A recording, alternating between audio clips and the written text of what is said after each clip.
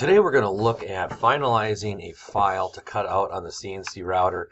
The example we're going to use is in our advanced manufacturing class or our advanced woods class. We're making just a small name plaque. This is what the file should look like, and we've gotten this far in class. And I'll kind of give you a refresher if you don't remember how we got this far in class. But we picked a really simple letter to cut out. When we are drawing any sort of letters or numbers, we got to know what our end result is. If this is going to go out in the CNC plasma cutter in the metals room, this font wouldn't be great because the metal, we're just going to cut little slits in the metal, and it won't be something that will be real good to look at. If we were going to do that in the metal shop, we'd probably want to take a font that wasn't a single line. We'd go back to the true type and give a font that had some thickness to it. But I'm going to go back to here. I am going to change one thing on here so I can show you how to recalculate the tool path. So right now we can see the tool path was written and I have changed the line that the tool path was on.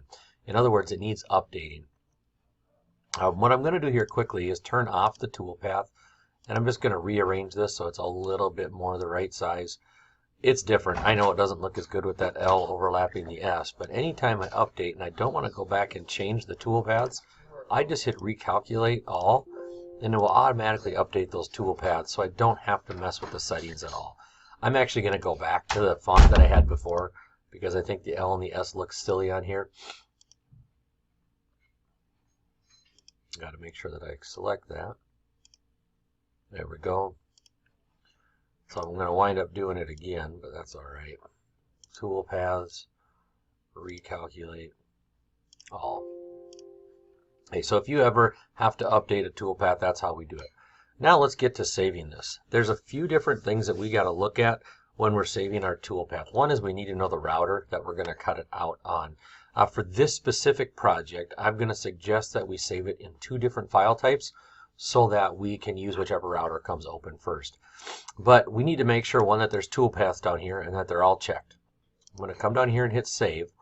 Visible tool paths to one file. That way, if I had the KLS be one tool path and the JAS another tool path, it's going to write them all to the same file, and I don't have to worry about writing two files. The next, I need to find the right machine. So hopefully you've got this loaded up already. I want to save it in both the CNC Shark, that's the old blue CNC router in the back of the shop, or the Laguna IQ HHCMM. Those two are the file types that I want to use for the smaller plaque. If you're using the big router, that's the Smart Shop M. Now let's say these aren't here. You're going to have to load them up. To load them up, you'll come here to Manage Machine Configuration.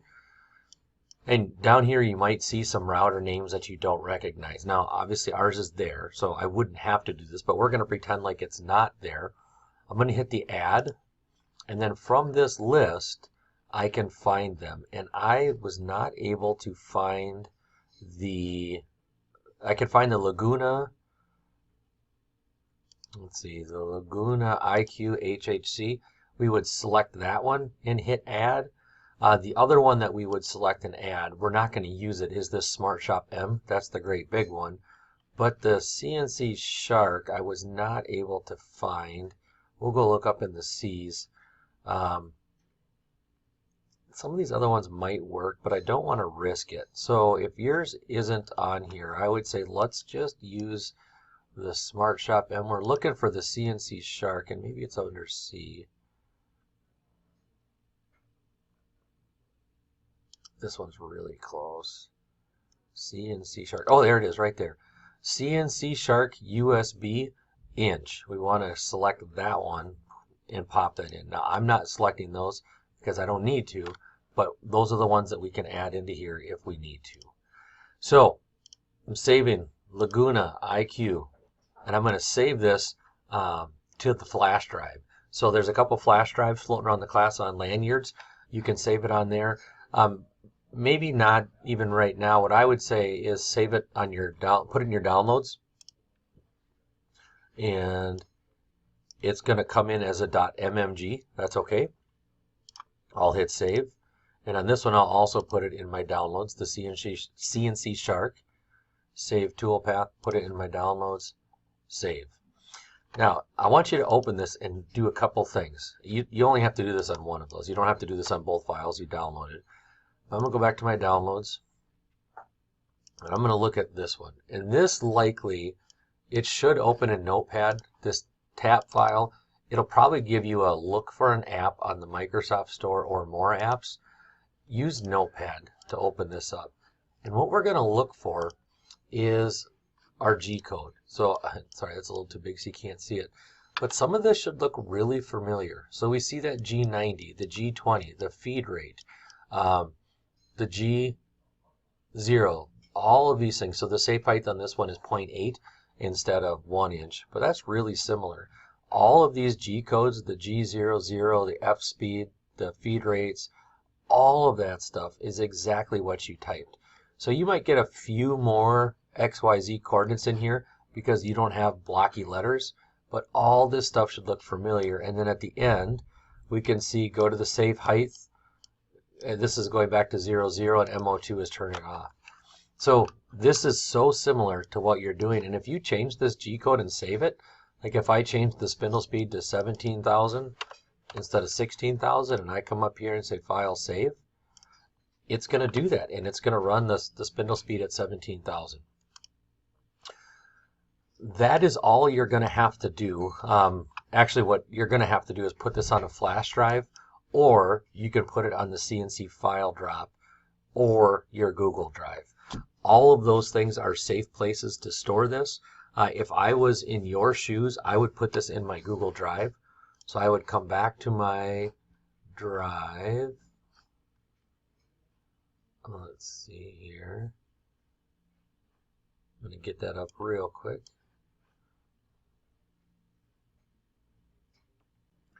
I've got my advanced manufacturing folder here, and I'm going to say File, Upload, and I'm going to go to my downloads and upload these two files so that I can always get back to them. You're going to want to make a file folder on your Google Drive for this class because you're going to have quite a bit of files.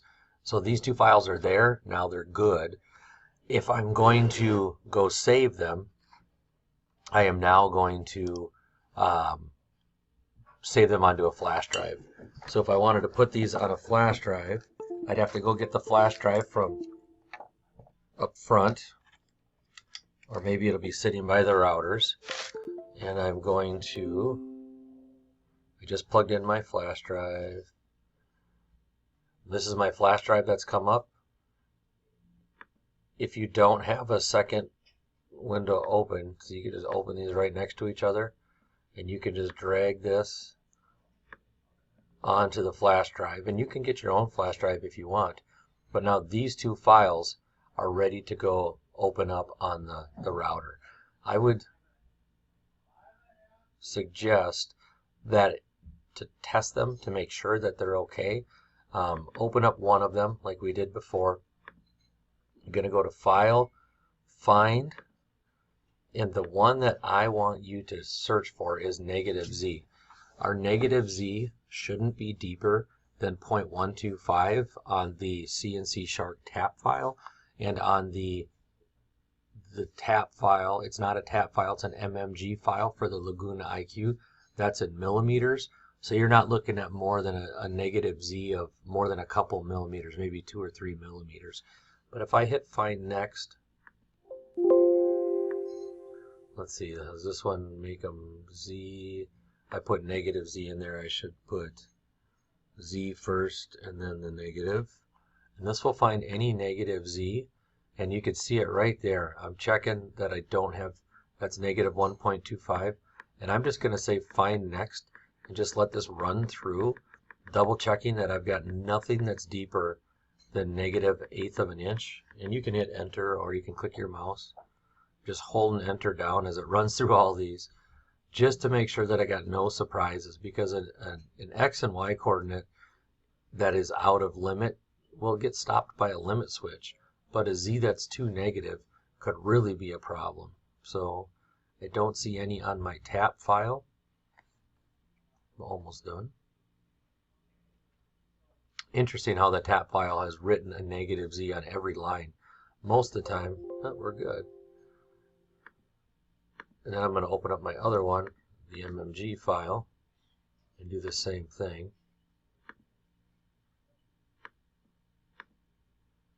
So that negative, that's millimeters, so negative 3 millimeters or so is 3.175. We don't want to see anything deeper than that. And you'll notice on the MMG file, it doesn't attach a Z unless it's changing. So there's a lot less to look for. So I know that the lowest that this bit is going to cut is a negative 3.175 millimeters, which is perfect. That's what I want to have happen. So those two files are ready to rock and roll. You can cut those out on the CNC router.